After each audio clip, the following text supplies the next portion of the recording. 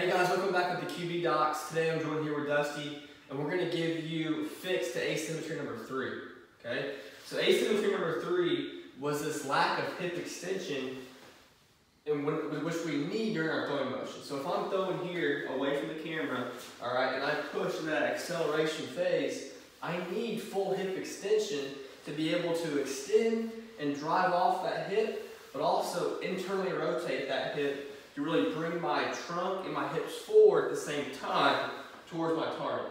Okay, if I don't have that, I'm going to leave these hips and this trunk wide open, in which I decrease performance. So I decrease velocity on my throws, but I also can't get my hips through my throws, which would also decrease the accuracy.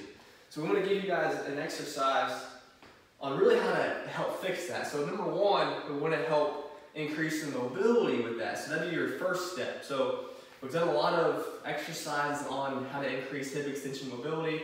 So we'll go back and watch that first. All right. So after you watch that, we're going to give you an exercise to follow it up, because if you don't exercise through the new range of motion after you get it, then your neuromuscular system, your brain, and your muscles won't know that that new range of motion is there. So you have to exercise through it to actually claim it. So what we're going to do is a reverse lunge with a press. All right, so the reverse lunge portion is really the first portion of this to make sure that you can maintain stability in the trunk and go through full hip extension at the same time.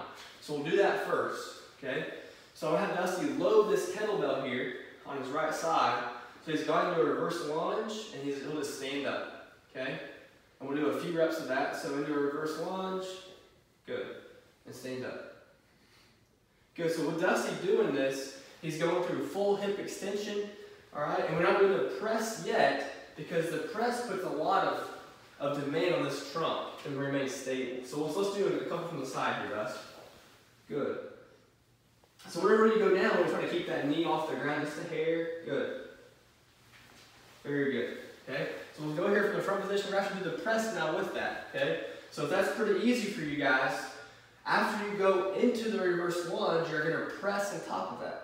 Alright? Which is really going to put a high demand on this trunk, but if you think about the quarterback throwing motion, that's what we do. We go into overhead flexion or full elevation while we go into hip extension, but we still need this trunk stability as well. So we're going to train that right now. And then press. Good. So as far as cueing on this, you want to be able to keep the rib cage down as you do the reverse lunge.